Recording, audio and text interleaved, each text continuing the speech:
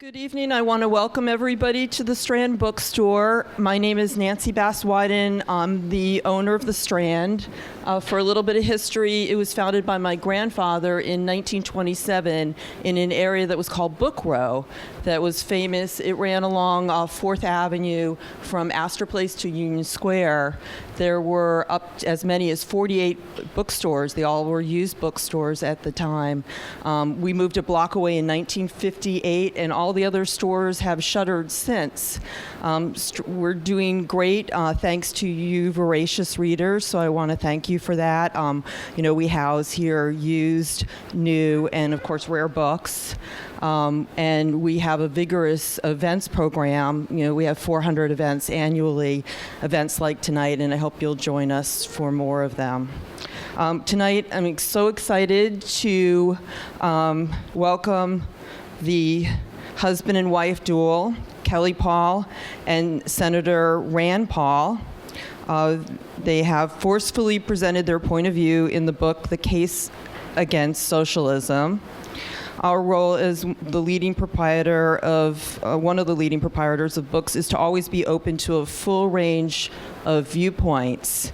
And Kelley is a personal friend of mine, and Rand does privacy and civil liberties work with my husband, Senator Ron Wyden, who represents Oregon. And with that, let's get on to having a spirited discussion that's part of the Strand tradition. Welcome Kelley Paul and Senator Rand Paul to the Strand.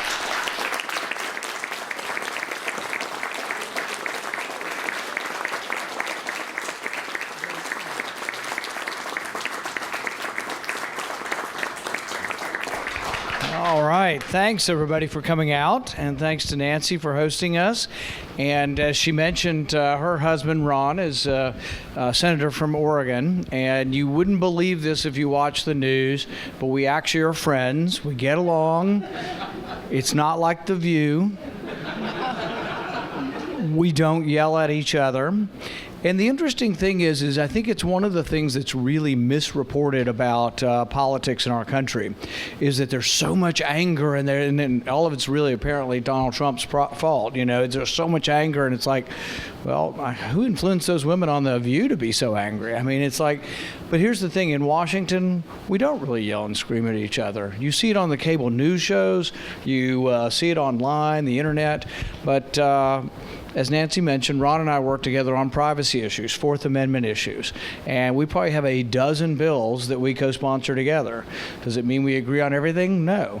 But what happens in Washington is people from the other side of the aisle, you acknowledge the things you agree with them on, and you work together with those, and then the things you don't, really you kind of leave out, because I'm probably not convincing him of anything, and he's probably not convincing me of anything that we have long-held beliefs on. But on privacy, we just happen to be exactly on the same side.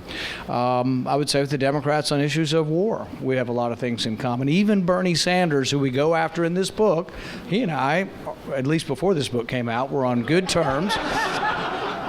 Now, we'll see after the book is out for a while whether we're still on good terms, but I can give you a couple of examples of things that I've worked with him on. One would be in the defense bill that's been put forward recently, we have language that says that we should not go to war in Iran unless Congress votes on it. And it's like, well, duh.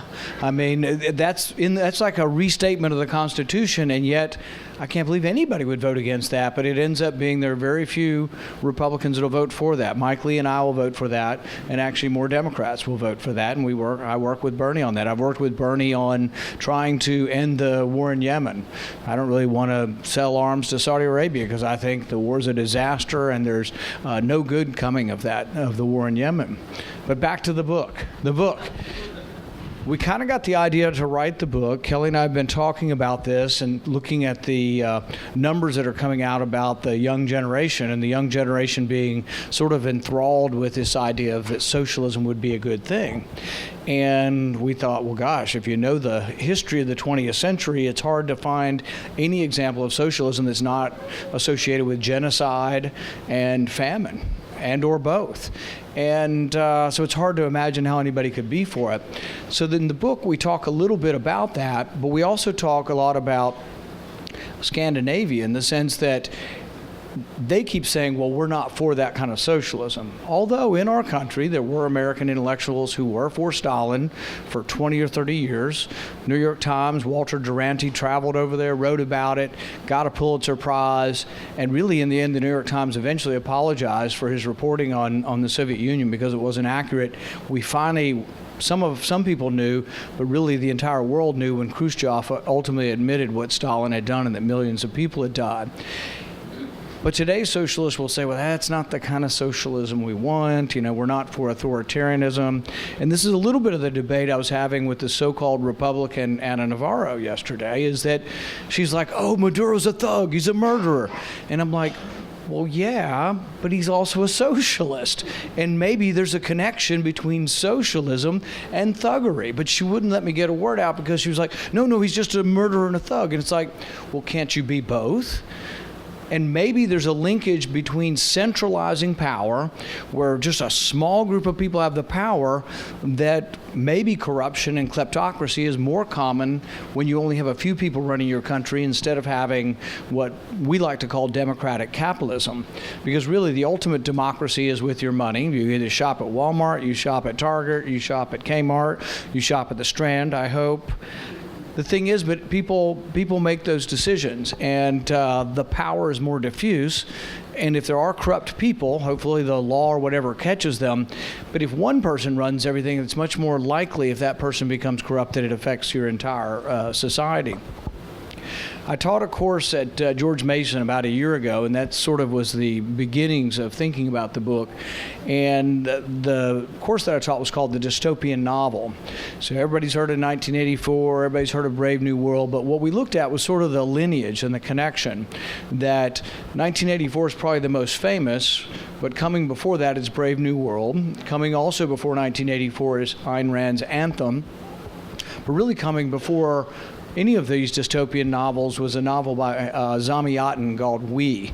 And a lot of people, I see heads nodding, have read it, but if you haven't read it, it's very much worth reading. But then I don't think a lot of people have taught the course there are different dystopian novel courses, but then taught it with a linkage back one step further removed. And really, I think, and maybe this is my own bias, but mine one step further removed from Zamyatin is once again another Russian writer, Dostoevsky.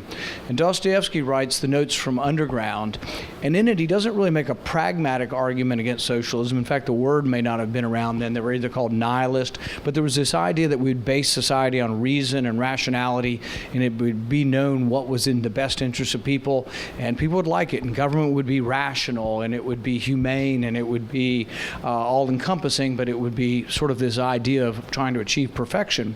Well, the Underground Man responds to that, and responds to the symbol of the Crystal Palace, which was built in England about in the 1840s or 1850s, and he says, well, maybe you might just want to stick your tongue out at it. You may want to act irrational. You may want to bump into somebody. You may think that part of being alive is expressing your free will, and it may not always be rational. In fact, maybe irrationality is a part of showing that you're alive.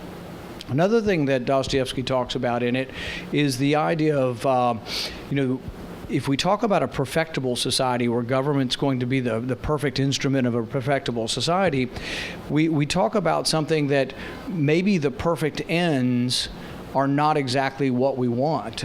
Maybe part of being alive is actually the act of attaining. And I was at Columbia the other day, I was talking about the idea that getting your degree is important, but maybe going to college is about going to college. Maybe fighting a legal battle or doing something in your career isn't always about the end result. It's about the striving, it's about the attaining, it's about the whole process of life, and it isn't about the results. But as I taught this course, I became more and more interested in looking at socialism in general. And one of the interesting things about Notes from Underground is it actually is a response to a novel called What Is to Be Done by a guy named Chernyshevsky. And Chernyshevsky and this book, this was actually Lenin's favorite book, and it's been described as the least famous but most influential book out there. Nobody's ever heard of it, and I wouldn't bother reading it. It's a terrible read, actually. But it's really only famous and only well known now because Notes from Underground was written as a response to it. And Chernyshevsky, building on Plato and building on all of these people who believed in the perfectibility of man, sort of presents this new man, which later became the new Soviet man, because what happened is they began talking about perfectibility and then talking about having these sort of selfless philosopher kings that would be disinterested, and you get this perfectible society, is that as they did, they discovered, guess what? Man's nature may not be disinterested. Man's nature actually may be selfish. And so they said, well, I guess we're going to have to change man's nature. And I guess when you start talking about changing man's nature and molding man's nature, to me that sounds like it may include some violence or some force in order to do that. But the other side says that's not what they're for. And they weren't for Stalin, they weren't for Hitler, they weren't for Mao. They were initially kind of for Castro. In fact, Bernie, was very complimentary of Castro for a long time, not so much anymore. But each time it was sort of discovered that the socialism trended towards authoritarianism, then the socialists in our country and the intellectuals would back away from it. Same with Venezuela. Chavez was lauded by everybody. Oliver Stone does 2 biopics to how great Chavez was. Noah Chomsky loved Chavez, Michael Moore, Sean Penn, they all loved Chavez until they didn't. Or actually, we say they loved Chavez and Maduro until people lost 20 pounds and began eating their pets in Venezuela, and then socialism didn't look so good. But this has happened time and time again, and so one of the themes of the book is violence inherent to socialism? Or is it just an accident? So that's what the socialists want you to believe. They want you to believe Hitler was an accident. Well, then Stalin was an accident, and then Mao accidentally came to power and killed 50 million people or whatever. And one after another, they think it's sort of an accident of history. Hayek and others, though, have looked at this, and they say that basically it may be that when you want complete socialism, when you want the government to own the means of production, when you want the government to own the land, when you want things to be owned collectively, it may well be that you can't have a kinder, gentler dictator. What you really need, if you're going to be efficient, you want the best socialist leader, maybe you have to select for ruthlessness. So maybe ruthlessness is not an accident, but if you really want to take people's property, there's a point at which they will resist, and you're going to need to use violence. You need someone who is unafraid to use violence. And so maybe evolutionarily the selection process for leaders in socialism, as you centralize power and as you're going to take the land and take the property and redistribute it, it has to end up being something that is a ruthless leader. One of the I think ironic things about socialism is some people come from the left and they say, and like really everyone does now, that you want the law to be equally applied. We want equal protection of the law regardless of who you are. And yet, if you want complete socialism where we have equality of outcome, the only way to have equality of outcome, since we're unequal, we have different talents, some of us work harder, some of us have a great idea, some of us have some product that everybody wants and becomes richer. But the only way we can make ourselves equal, if the government's going to do it, is we have to treat people unequally. So the irony is those people who are advocating equal protection, that the law treat everybody the same, if you want people to be the same in the end, I could give you all $1,000 and you walk out the door and 10 minutes later somebody's got $1,500 and somebody's got $500 because you swapped something. We're unequal, and the distribution of our talents is unequal. But if you want to make everybody equal, you're going to have to treat people unequally by the law, and I think that's a great irony of the concept of socialism. But the thing is throughout time they say over and over again, that's not what we want. That's not what we want. What we did want Castro, but we don't want him anymore. We did want Chavez, but we don't want him anymore. But they keep saying we want a kindler, gentler form of socialism, and they all point to Scandinavia. And this is part of the book that Kelley did a lot of work on, is talking about Scandinavian socialism or the lack thereof. Yes, that's right. One of the interesting things in doing research on the book, interviewing, and reading a lot about what they do, is that we found out that in Scandinavia, they don't actually do most of the things that Elizabeth Warren and Bernie Sanders are advocating for.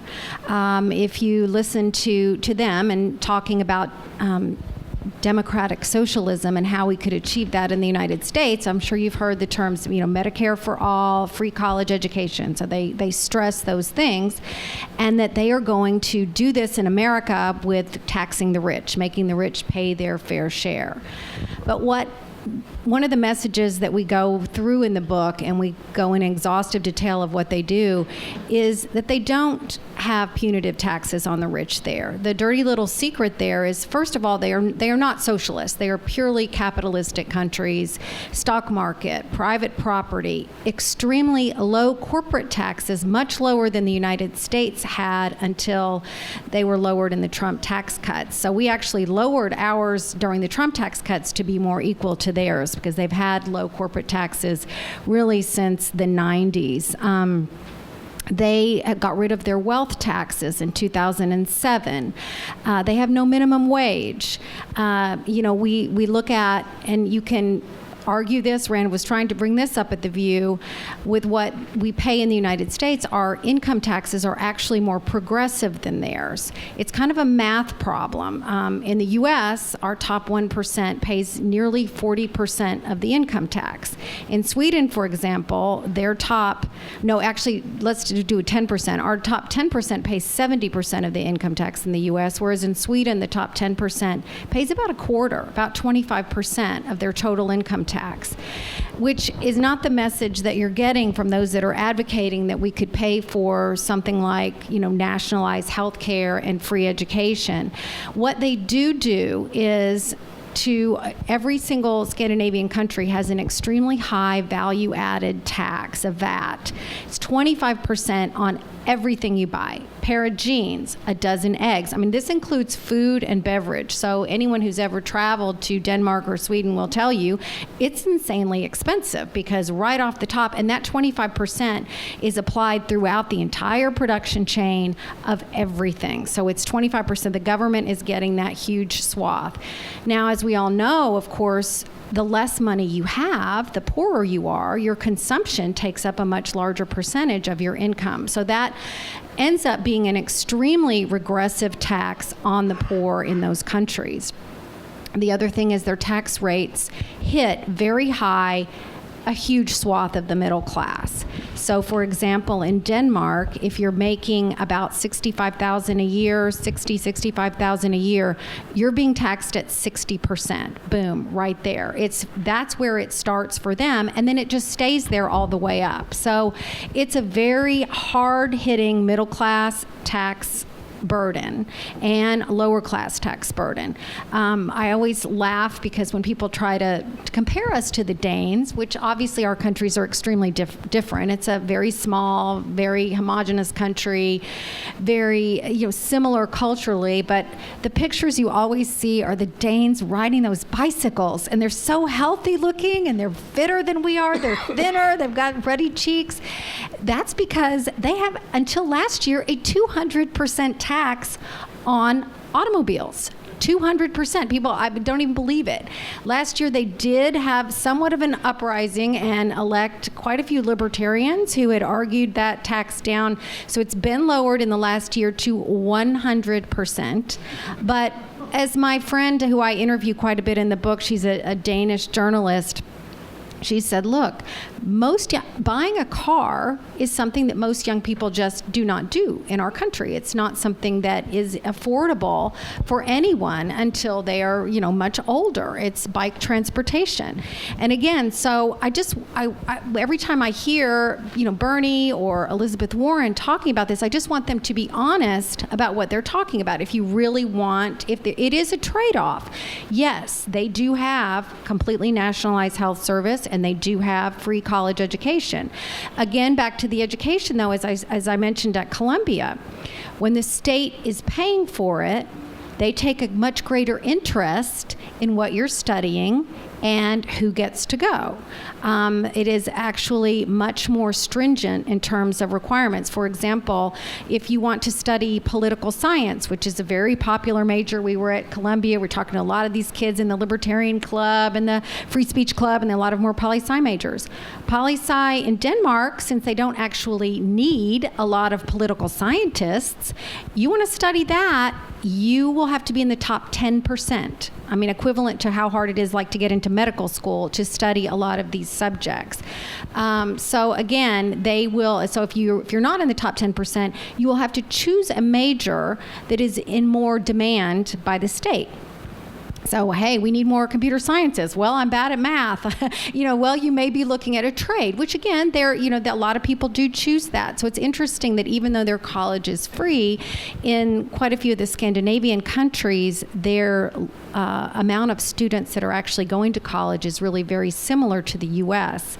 because they, either can't get into the major they want or they're choosing more of a trade. So those are some of the things. I think that the conversation has been so much on the left right now in terms of income inequality. I mean, we're at a point right now in our country where we do have now our median income is up to $65,000 a year. It's gone up $4,000 just since Donald Trump has been elected, and people don't really want to talk about that. They want to talk about the difference between the richest in our country and the poorest.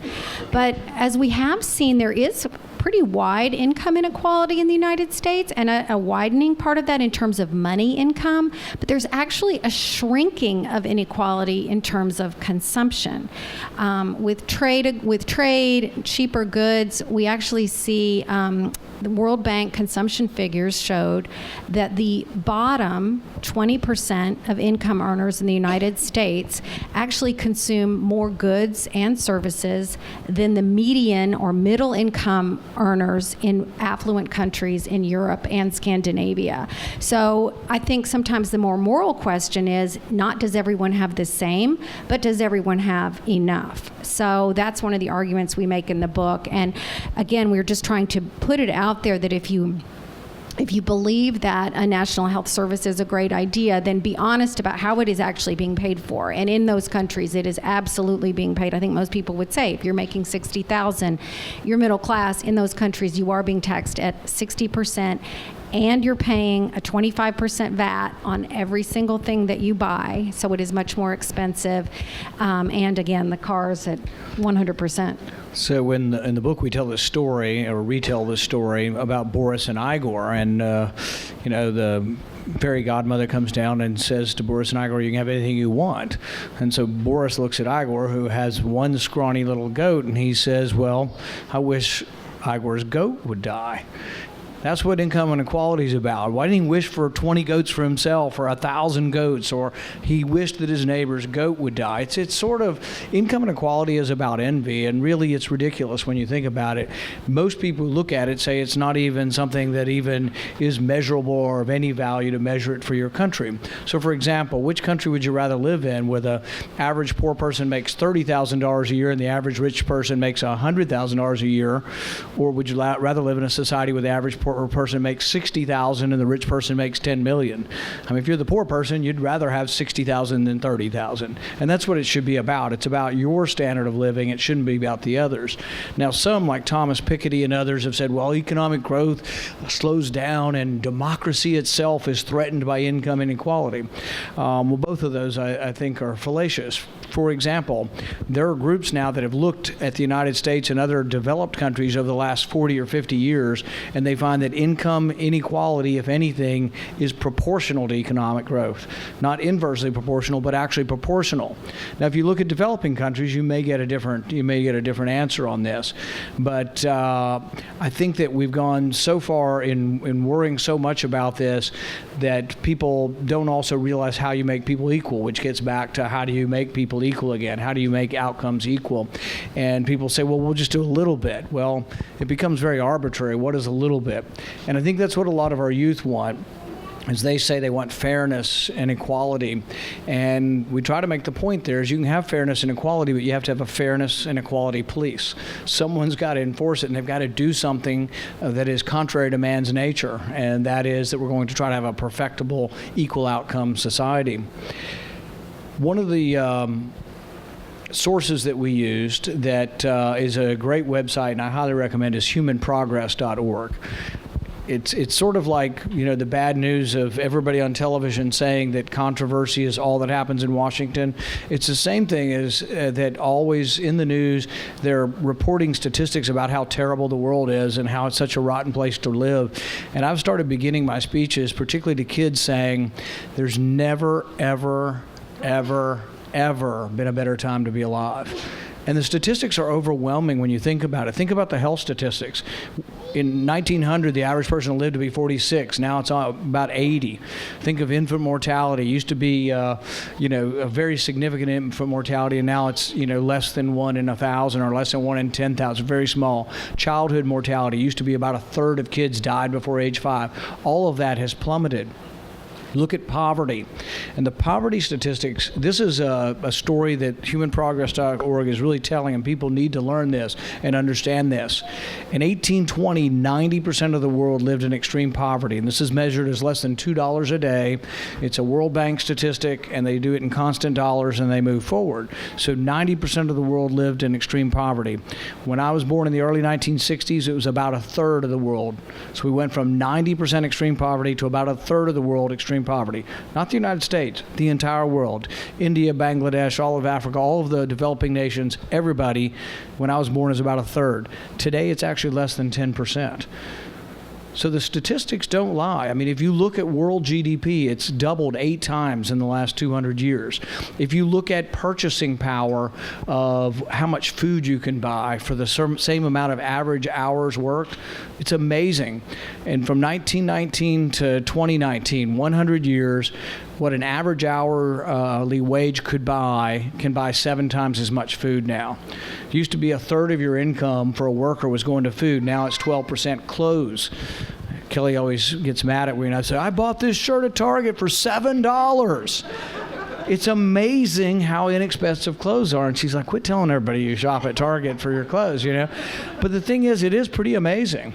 And I think that seeing the positive aspect of progress in the world is important, because the people who are selling you doomsday, and the people who are selling you that rich people have all the money and woe is me, and that the economic pie is like this, and if you get rich, I have to get poor. It's absolutely untrue, completely. There is no truth to that. The rich are getting richer. The poor are getting richer. The middle class is being decimated because they're moving into the upper class. These are the statistics, and we can't let the other side argue things that are not true. The statistics are overwhelming. The book does. I mean, it is the case against socialism, but it's also the case for capitalism, and all of the ways that our lives have been improved by that. And so sometimes statistics like the left will use like wage stagnation or something. But as I was talking earlier about consumption and what you can actually buy for your money has changed so much.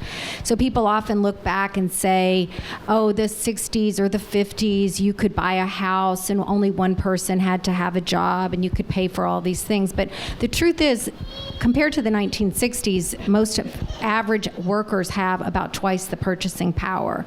There's a statistic from that same group, Human Progress, that said that in the 1960s, the average worker, I think it's in 1960, the average worker would spend, this is an average worker, would take about 115 hours of labor to afford to buy a Sears refrigerator. That same average worker could buy that same refrigerator today for about 15 hours of labor. So it's really staggering in terms of just not from what Sears. Oh, well, you're But it is true. It's absolutely true. This is true. And, the other thing, back to sort of Scandinavia and the fascination that so many of our politicians have with them, it is true that in the 70s, they did flirt with pretty serious socialism. Sweden, for example, was one of the fourth richest country in the world going into by the late 60s. But they were extremely capitalist then. They had very low, similar taxes to the United States, low corporate taxes. And that's really when all of their industries were formed. I think I can't remember the statistic, but it's like 25 out of their 30 largest industries were formed then. And then they elected pretty hard left government and started really expanding their social welfare state. Taxes went through the roof. But what happened?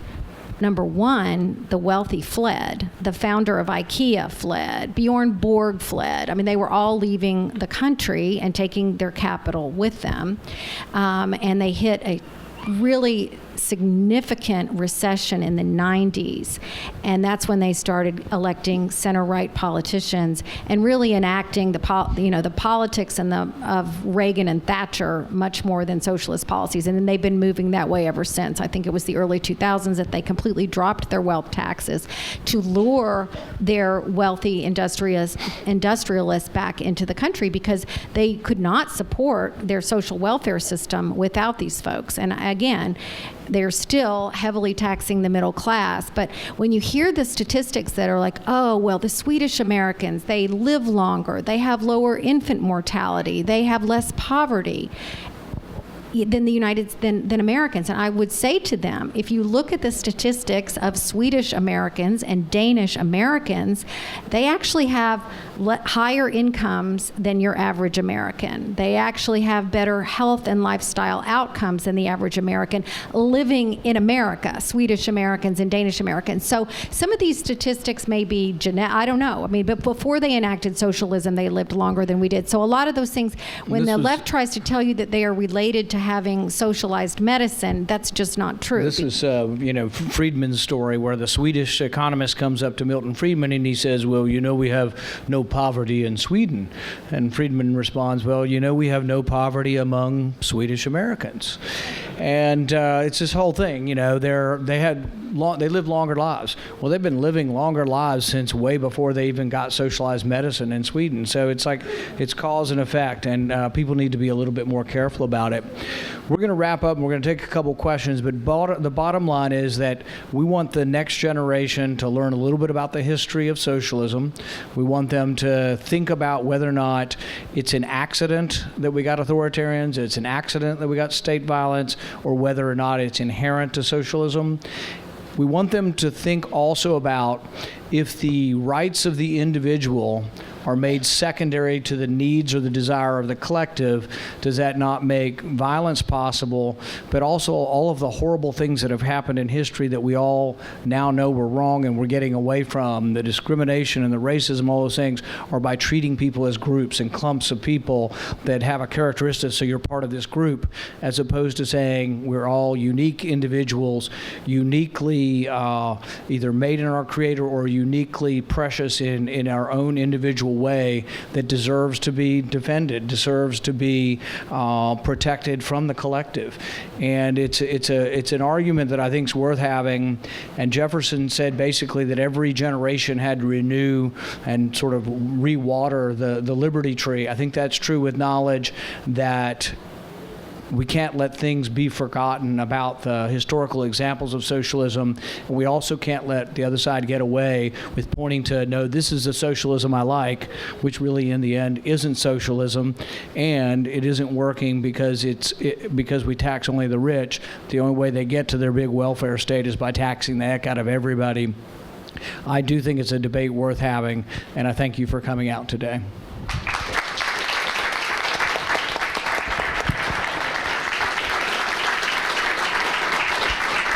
And we'll be happy to take a few questions, and if they're hard, I'll make Kelley answer them.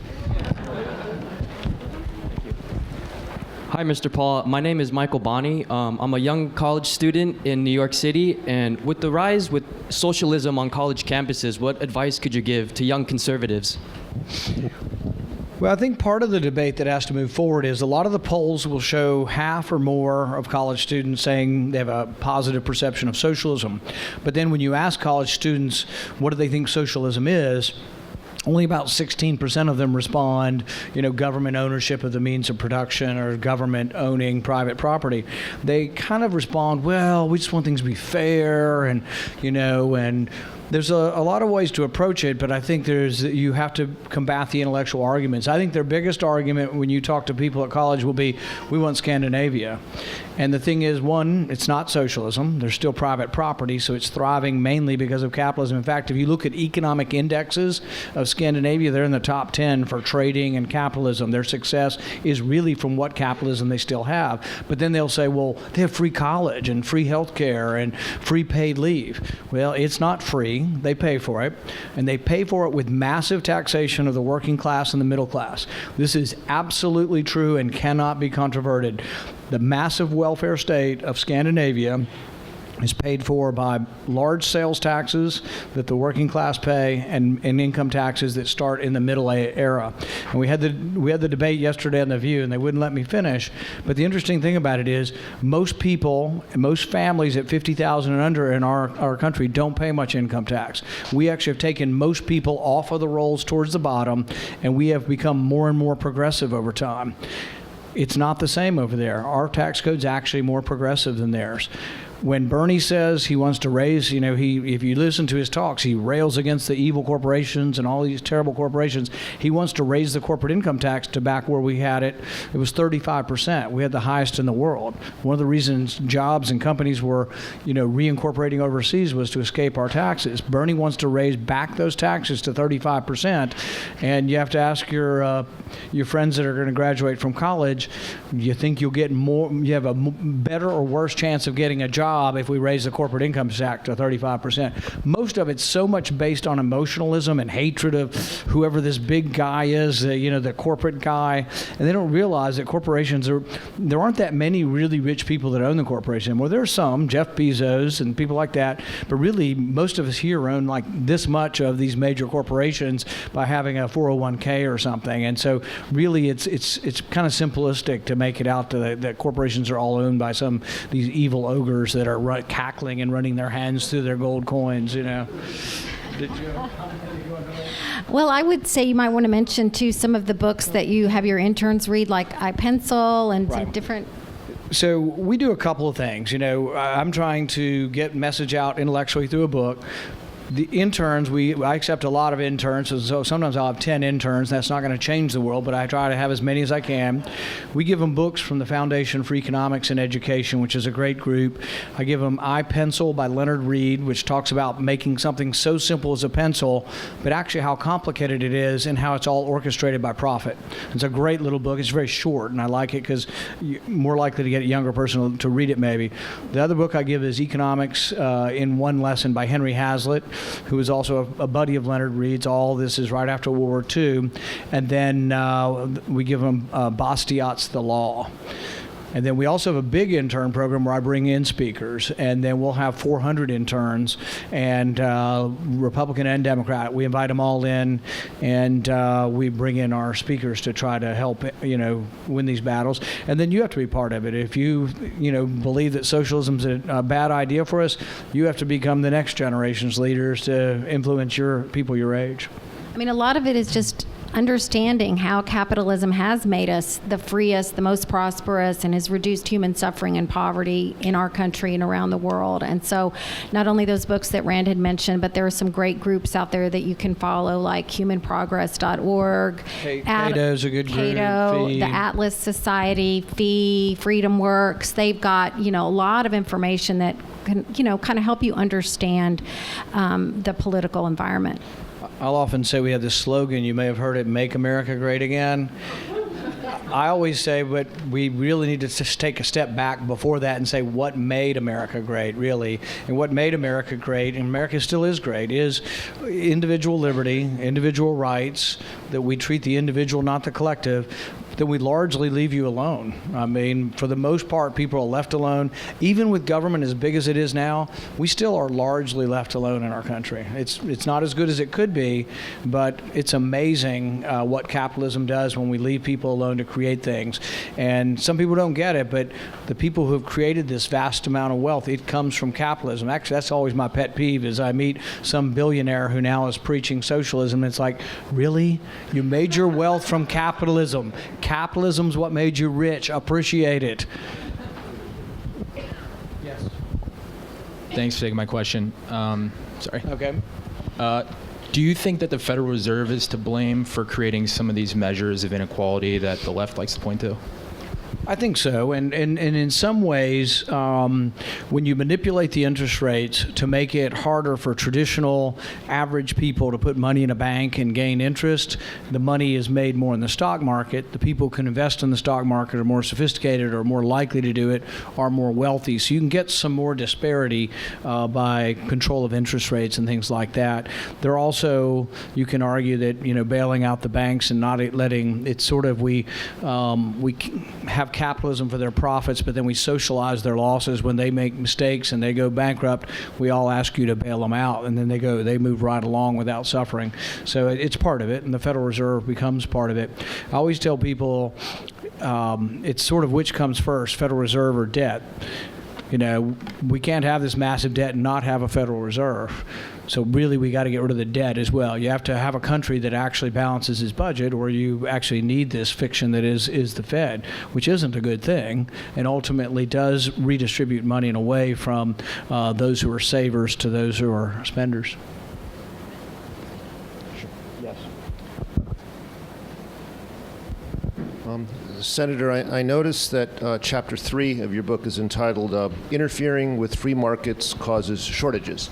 So if indeed... Interfering with free markets on... causes shortages. Yes. So if indeed interfering with free markets causes shortages, as you say, how do you feel about President Trump's trade policy vis-a-vis China? I'm not a fan. I think tariffs are basically just a tax on people, and I don't want more taxes. They're taxes on Americans, and they're disruptive. So I've been critical of them. In my state in particular, we have a significant farming population. We've been hurt by the trade barriers with China. And even when it's attempted to help people selling items, you know, that may be made out of steel or aluminum, it's actually backfired on us too. So really, no, I don't see a lot of good to trade wars. Don Boudreaux was the chairman of economics at George Mason for a while, and he's written that over looking at tariff wars over the last couple hundred years, you almost never see them go the ratchet down. You see them ratchet up until there's sort of an economic calamity, and then there's a resetting down.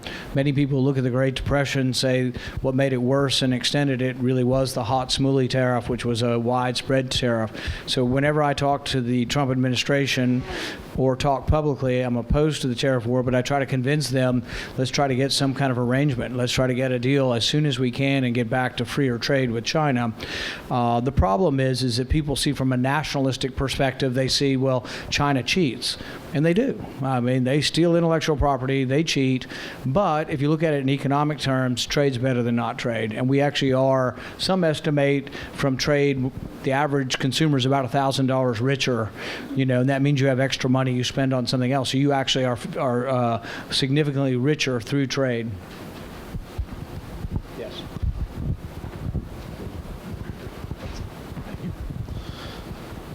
Many who argue against capitalism will point to a company like Amazon making $11 billion and not paying any tax. So what reforms would you make to the current tax code to prevent that?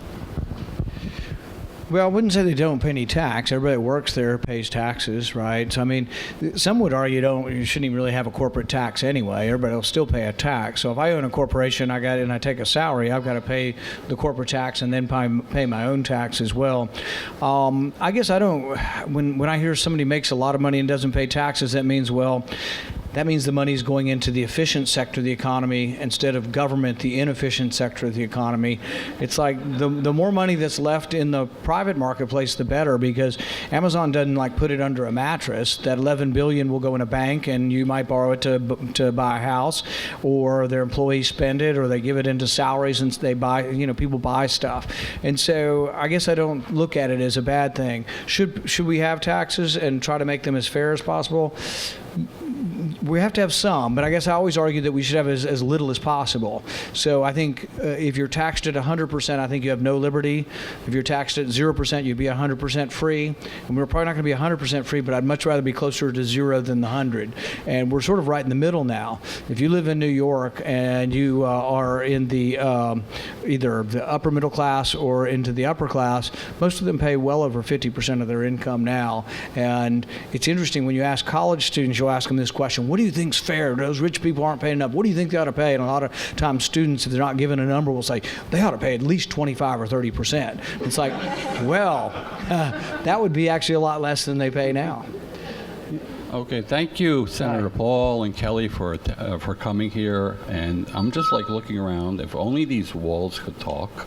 Look at the history and what they have.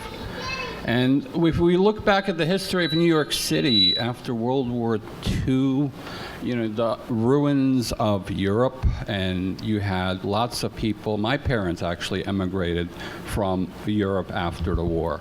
Okay, after after ruins from Ukraine. Okay, my father made it. His brother was shot by Stalin's troops outside the village, but we got here. We had a successful life and everything. But you look at today, you have the Ukrainians this, the Russians that, and they're all complaining, but you look at the oligarchs controlling those countries. It's a mafia state. It's when we look at it, it's a mafia state, these oligarchs. And I have a colleague that I work with, and he was saying, well, he's left of the aisle, I'm right of the aisle, but we still talk, we have good discussions. But he's saying that the oligarchs are coming here, but it's not the oligarchs coming here, they're taking the bad habits of the oligarchs and they're employing it here. They're taking the fake news of the oligarchs, employing it here. We think fake news was invented in the United States. No, it was invented by, it was like the early communists, and pretty much, I would say, were the first ones to take advantage of it. So thank you again. Yeah, and I think you bring up a good point. It's sort of the difference between capitalism from the bottom up and capitalism that when you try to go from state-owned enterprise back. And I think it was one of the great difficulties of the breakup of the Soviet Union or the breakup of any of these centralized government where the government owns everything is getting it back to the people. And I think England did a little bit better job of trying to turn over state industry back into private hands. But you're right, in Russia and Ukraine and throughout a lot of the former Soviet republics, you ended up getting this kleptocracy where if you were a friend of the leader, basically you got the industry. Maybe one or two more. Thank you both for coming. Appreciate it. Question: I think a reason why a lot of people are looking towards socialism is two of the topics you brought up: cost of healthcare, cost of higher education, just just keep increasing, and they haven't seen a clear answer from the right, from conservatives. So can you speak to that a bit on either topic? I think that's a good point. And we were on with Trevor Noah the other night, and he made that point. He said, food is cheaper, and there's all this progress of being able to buy so much more stuff, but you can't, it's made up for with the loss of rising drug prices, health care, and education. And the point I made with him is that, and there is something consistent about health care and education. The government. I mean, over 50% of those markets are controlled by the government. And so really, we don't ever address any of this. And I'll give quickly on education. The only people I hear from are students who want more grants. And I say, well, we don't have any money, but we'll see what we can do. We're $1 trillion short. But if you give more money to stimulate the demand and you keep the supply of schools the same, what happens? The price goes up. So we've been feeding the demand of schools for the last 30 or 40 years. You really want to make schools more affordable, and they can be. If there was a capitalist world for higher education would be approaching zero for a price. Because what happens on the internet once I get to my 1 millionth thing that I'm making and producing, the price gets almost to zero. Education's even better than that, because if I'm broadcasting, like let's say I'm the best explainer of calculus in the world, and you put me on the internet, I can teach literally millions and millions and millions of people. We have not really allowed education to utilize the mode of the internet. We have online courses, but look at this. All of the colleges in America, every state-run college in America charges the same. Maybe not everyone. The vast majority that I'm aware of charge the same for an online course as others. But if you expanded that and all of a sudden had competition, the price of education would plummet. So that was one way you could look at education and try to fix it. With healthcare, it's been broken. I'm a physician and it hadn't been perfect. But the thing is, we have to look at the problems we have and say, do we need more capitalism or more socialism? And then you have to ask what economic system works better, socialism or capitalism? For the distribution of goods, the best the most production, the largest production of goods at the cheapest price, it's capitalism. Socialism doesn't work because it can't figure out where to distribute the goods once we don't know what the prices are that should be attached to it. But our healthcare is sort of an in-between model. The government's involved with so much of it. The biggest problem we have in healthcare, and this is one of the reasons we got Obamacare and could be fixed by the market. The biggest reason we got Obamacare was the individual market. If you work for Toyota or General Motors and you have corporate health insurance, for the most part, it kind of works. It's not perfect, but most people are fairly happy with big corporate insurance. But we made insurance deductible with your employment. People get it through employment. So inevitably, somebody should have thought this through. If you're an accountant with 2 employees or you're General Motors, who gets the better price? Individuals get a crappy price. And it's worse than that. You get a crummy price because you have no leverage.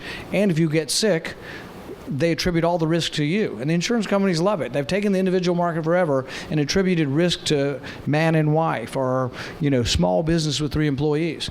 We could fix that in a heartbeat. And the way you would do it is simply let people bargain collectively and let you join a group. You should be allowed to join Costco, Sam's Club, Amazon, eBay, Chamber of Commerce, and buy your insurance. It's illegal to do that across state lines, and we mandate that your insurance has to have certain things in it, which makes it more expensive. So big corporations are actually exempt from most Obamacare mandates, and they usually have self-insurance as part of it, and they try to work with their employees to keep costs down by having some skin in the game of what they do. You could fix the individual market simply by letting people buy their insurance collectively, but you do have to change the law. And people say, well, what about pre-existing conditions? Well, all the group insurance already has pre-existing conditions in it, and even if it didn't, if I were in charge of Costco and I had 44 million people, you think I can't get pre-existing conditions covered from our 44 million people? It'd be such a large group, and I'd have such large ability to leverage it. But right now, we have a lot of stuff in our country, and this gets back to sort of the anger with big corporations. Look, we get mad at Big Pharma. We get mad at our health insurance company like everybody does. I was just in the hospital and I had a $50,000 bill. They send me a bill 2 days later saying we're denying your coverage. And I know they'll eventually pay, but because as a doctor, they'll file and file and file. But you can see how people are worried and alarmed when they get a $50,000 bill, and that's why everybody's so mad. But it could be fixed. There are ways to fix it, and the question is whether we go towards more socialism or more capitalism. And because I believe, and that's why most of the healthcare economics isn't about healthcare, it needs to be about economics. We need to just say which economic system is better. And, an example of the worst kind of crony capitalism is under Obamacare, big pharma's, their profits increased, doubled? They almost doubled. Health insurance. Health insurance companies went from $6 billion to $15 billion. And so what we did is the same thing as education. So the price curve on the individual market's doing this. And it's difficult. So let's say you're all in the individual market, you can't afford your insurance. Obamacare gives you money to buy your insurance. What does that do to the price curve? It goes even higher. We're stimulating the demand and doing nothing to the price curve. So what I would do is give you no money, but I'd let you all band together and buy your insurance with one person negotiating for you. So instead of the prices doing this, you'd actually get better prices than Toyota or General Motors because you'd be bigger. You would join a consortium bigger. How many people are in the National Restaurant Association? So all the waiters and waitresses, all the young people could join all those restaurants. It's millions of people. And what we also should do is let young people buy inexpensive policies. When Rand and I we met in our 20s, and we always had these very inexpensive policies because you're young and healthy. Yes, they did not, we pretty much had to pay out of pocket if we ever went to the doctor, but if there was anything catastrophic, if over $1,000 or something, then it would kick in. And so a lot of those policies were made illegal under Obamacare because they said you have to have birth control and you have to have pregnancy and you have to have all of these different things. And again, that's treating people people have different needs. Not everyone is going to want pregnancy coverage. So making those inexpensive policies for young people illegal has contributed to the problem. I'm told we have to start signing books or we won't finish. But thanks everybody for coming.